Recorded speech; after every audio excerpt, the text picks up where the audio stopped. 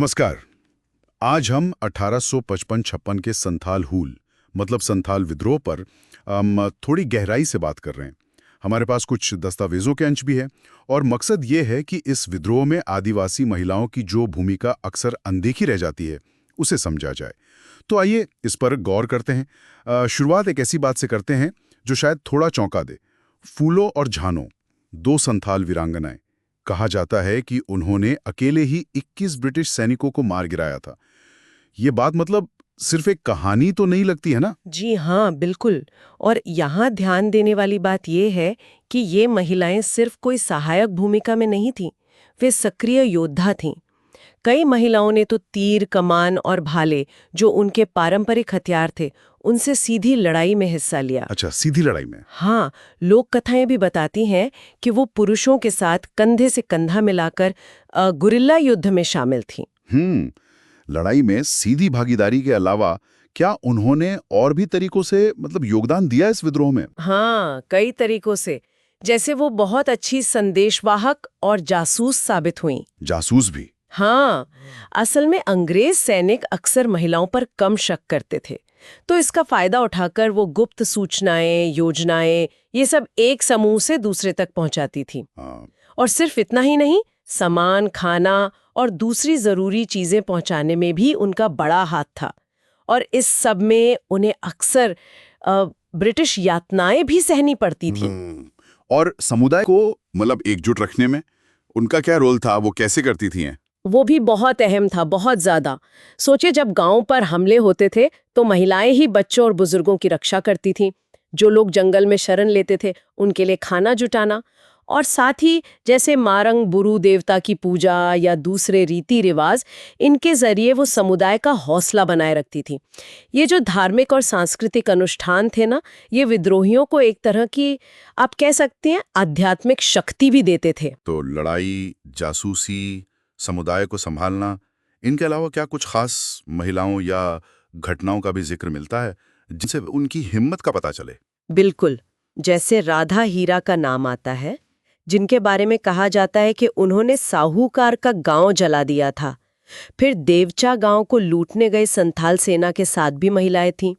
राम मांझी की टुकड़ी के साथ लूटपाट के आरोप में कई महिलाओं की गिरफ्तारी का भी जिक्र है। अच्छा। हाँ, जैसे राजबिका, राधा, हीरा, तारा, मोनी, रुस्सू और भूतिन भवानी, ये सब तो एक ही परिवार से थीं। और कुछ बुजुर्ग महिलाएं भी थीं जिनका परिषदों में इतना सम्मान था कि एक ने तो भागलपुर के कमिश्नर को सीधे चेतावनी दे दी थी कि संथानों के इलाके से निकल जाओ। कमाल है। पर यह सब जानकारी हमें मिलती कहाँ से है? क्योंकि अक्सर जो इतिहास लिखा जाता है वो तो पुरुषों के नजरिए से होता है। हाँ, यही तो असल मुद्दा है।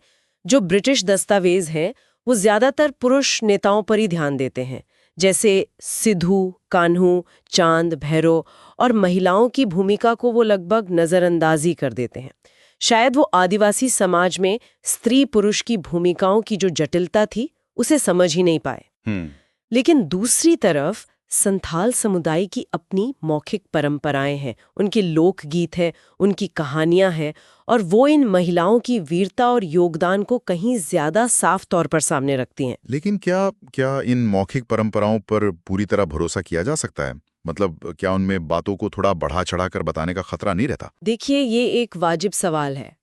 मौखिक परंपराओं का विश्लेषण करते समय सावधानी तो बरतनी पड़ती ही है, बिल्कुल। अतिशयोक्ति की संभावना हमेशा रहती है। लेकिन जब सरकारी दस्तावेज या कहें कि आधिकारिक दस्तावेज जानबूझकर या अनजाने में किसी समूह के योगदान को कम दिखा रहे हों या मिटा रहे हों, तब यही मौखिक स्रोत हमें इतिहास की एक ज्यादा मुकम्मल तस्वीर बनाने में मदद करते हैं। सही बात है। और आजकल के जो शोधकर्ता हैं वो अब इन्हीं मौखिक स्रोतों का विश्लेषण करके महिलाओं के सक्रिय योगदान को फिर से सामने ला रहे हैं, उन्हें विद्रोह की रीढ़ के तौर पर देख रहे हैं। तो ये सिर्फ इतिहास को सही करना ही नहीं है, बल्कि ये समझना भी है कि जमीनी स्तर पर ऐसे आंदोलन बनते कैसे हैं और टिकते कैसे हैं, है ना? बिल्कुल सही। ये हमें सिखाता है कि इतिहास में जिन लोगों को हाशिए पर रखा गया है उनकी आवाजों को सुनना कितना जरूरी है। तो कुल मिला के ये साफ है कि 1855 के संथाल हूल में आदिवासी महिलाएं सिर्फ दर्शक नहीं थीं, वो योद्धा थीं, वो संगठनकर्ता थीं, संदेशवाहक थीं और प्रेरणा का स्रोत भी थीं। उनकी भागीदारी के बिना ये विद्रोह शायद इतना बड़ा और असरदार सामुदायिक आंदोलन नहीं बन पाता। और यहाँ एक बात सोचने वाली रह जाती है।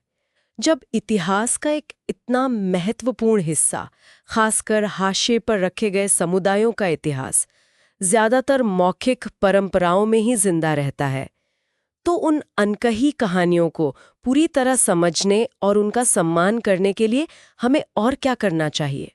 शायद हमें ऐतिहासिक सबूतों की प्रकृति और उनकी सीमाओं पर लगातार सवाल उठाते रहना होगा।